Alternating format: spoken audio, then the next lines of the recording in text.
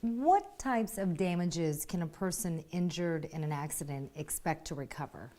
Well, there are three basic kinds of damages, and the objective in the entire concept of damages is to make the client whole, to get them as much money as possible to make their condition whole like it was before they were injured.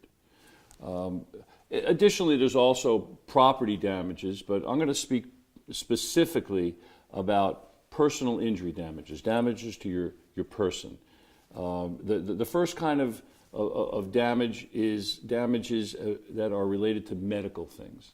When you say medical, what type of compensation can be recovered when it comes to medical bills? Well, there's always compensation that occurs from the date of the accident to when the case is settled or a jury makes a determination. Those are called past medical damages.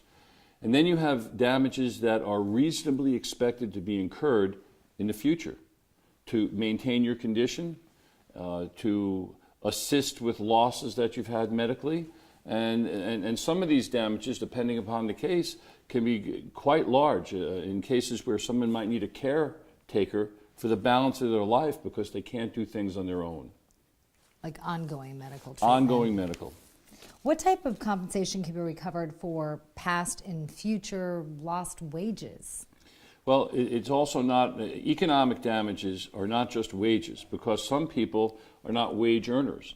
They own their own businesses or they work on commissions.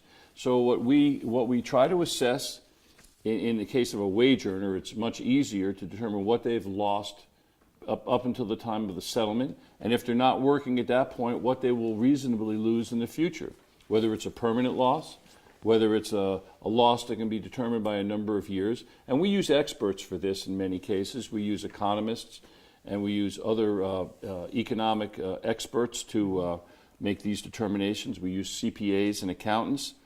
And those experts are generally used in cases where we're trying to value the client's losses as it relates to a commission worker or someone who's lost a business opportunity. Sometimes you work in a field and you have chances for advancement that you can't get because you've been injured and you haven't been able to continue to work. And then you have cases where people have businesses that have been operating for either long periods of time or short periods of time, and they need to be evaluated as to what the likely amount of money and income is lost because they can no longer work those businesses or work them in a fashion not as effectively as they previously had. How much could an injured person expect to recover for pain and suffering?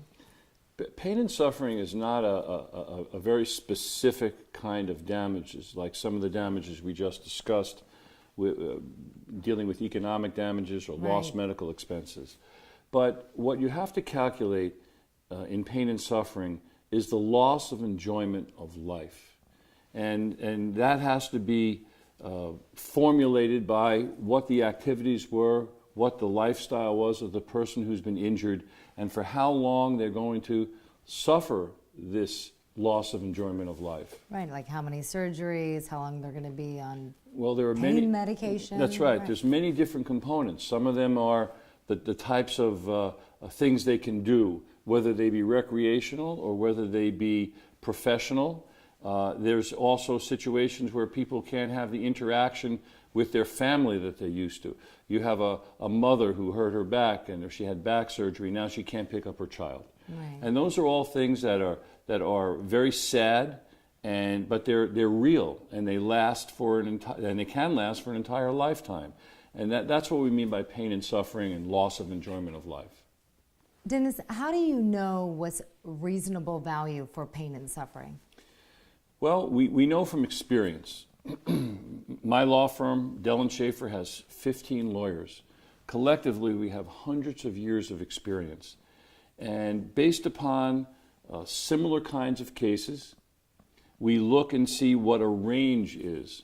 And it's our objective always to go to the higher end of the range. It's our job to be aggressive and do the best we can to do well for our clients. So we're never going to look in the middle of the range. We're always going to look in the higher end and see to it that we put the factors together to achieve that. So really you're relying on experience and teamwork, because this isn't something you can just look into a book and... It's not only, well, to a certain extent you can, because there's a lot of reported cases, and those reported cases have values, and and very often they're segmented where you find out what the medical expenses were, and what the economic losses were, and what the pain and suffering was that a jury gave a particular case, and we can look at those, and we have access to those throughout the state of Florida and throughout the country.